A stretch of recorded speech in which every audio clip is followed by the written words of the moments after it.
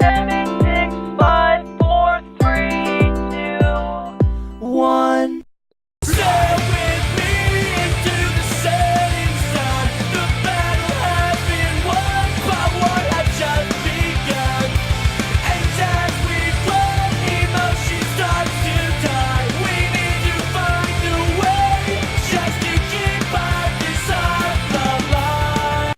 Hey guys, Panovi here, bringing you another narrated Wi-Fi battle. This one's going to be with ForeverXShoddy, leader of the, or creator, founder, whatever, of the NU Federation. We talk sometimes, pretty cool guy. He hasn't had Wi-Fi, so this is actually going to be our very first battle. It's an NU, of course. He's going to lead off with Jump Up and leading off with Puffing Tom. We're both testing out some new pokes here. I'm going to kind of see if these guys have good synergy to make a team with. I forgot that I had a Sleep Talker on this team, so that was a big misplay on my part, so I now go into him, my Banana Fang. He's paralyzed. Now, since I know he can't really do much to me, I'm going to switch out to my Roundabout version 2, a reference to my Altaria Roundabout. Going to go ahead and go for the Aromatherapy here while he goes for the Aerial Ace with Kangaskhan. I was pretty sure I could take 2 hits from this guy, which does seem to be the case because Aerial Ace does not do too much. Interesting move to have on a Kangaskhan. He's a fan of original sets, so that's pretty cool. He is going to see now that I have Recovery, so I'm going to predict a switch, because, yeah, obviously he can't really do much to me. So yeah, I'm going to go ahead and go for the Leech Seed on the switch as he goes to a Stalreen. Pretty cool. I assume he nicknamed it that to throw people off, because he runs an original set on it. But yeah, it doesn't really bother me seeing that guy because it does mean I get a chance to go into my Puffing Tom. He's going to miss the Blizzard. Kind of sucks for him. It would still be resisted, but you know, still kind of sucks for him. It's going to give me a chance to set up my entry hazards. He's going to go straight for a Super Fang, which I was like, not really too worried about because I do have the Leech Seed.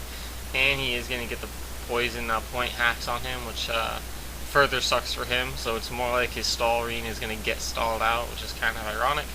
And he's deciding to stay in here, which in my opinion is a really, really bad play, because he's going to get Toxic damage, he's going to get Leech Seed damage, he's letting me set up free entry hazards. That's just overall going to be a big loss for him, because he's kind of condemning his Stalreen to death here. And yeah, I'm going to just go ahead and continue setting up my entry hazards because I know, well, I'm pretty sure he has nothing that can, you know, OHKO me or anything like that, especially since he would have used it. Unfortunately, he is going to get the freeze hacks, and judging by the damage of that Blizzard, it might be a 2-hit KO at this point. Probably not after the Leech Seed recovery. But either way, since I do have a Cleric, there's no real need for me to stay in here, especially since I do have a poke that walls this thing. So I'm just going to go straight into my Banana Fang, which I thought was a cool nickname, and so did he. But yeah, he goes for the Brine, which you know, does double damage to people that have less than half. So yeah, I kind of understand the point of this set now, because you know, you Hail, you Super Fang, Hail puts them below half. But since I had the Leech Seed, not really the best set against, you know, at least my Quillfish. So yeah, he's just going to go ahead and go for the Super Fang while I roar him out, because entry hazards will be a big problem for that Walrein, and probably kill him later if I can get my Stealth Rocks up. He's going to go ahead and bring in his Prancer. Well, not bring it in willingly, but it's going to get roared out. That's actually pretty great for me because I can go into my fucking bananas and go ahead and set up my Stealth Rocks. So that Walrein will be dead when it comes back in. He's going to go for a Sucker Punch. Pretty bad play in my opinion. I probably would have switched back out into the Walrein. And yeah, he went for a Sucker Punch again there, I think, when I Toxiced him up or something. So yeah, I think that's what happened.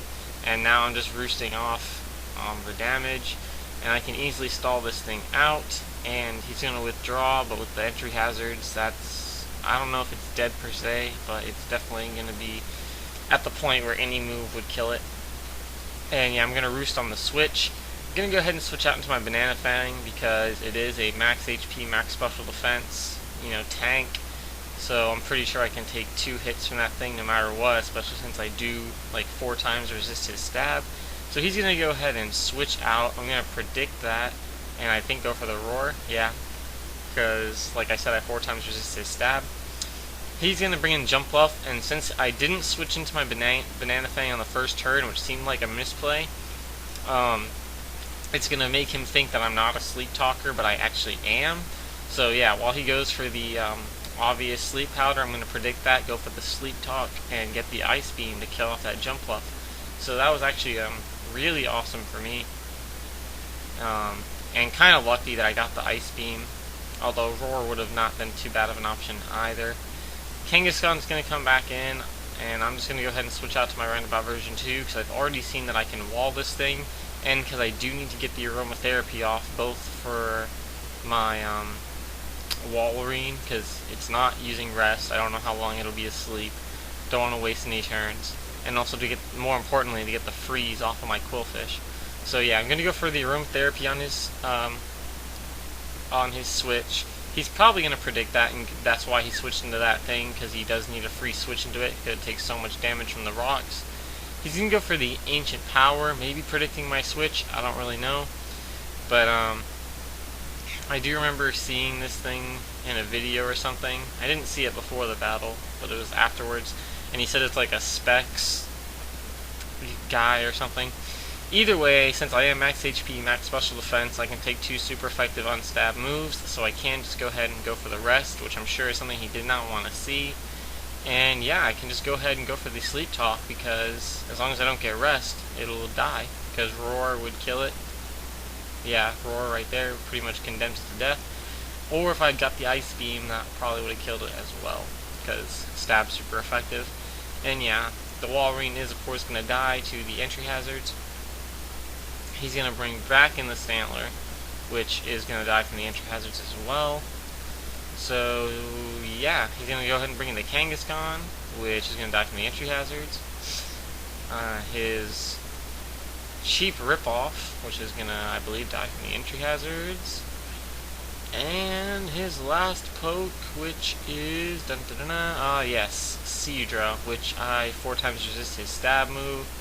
And at this point, him and I were just talking on AIM about, entry hazards and other stuff. So I wasn't even really paying attention. I should have gone for the sleep talk, of course.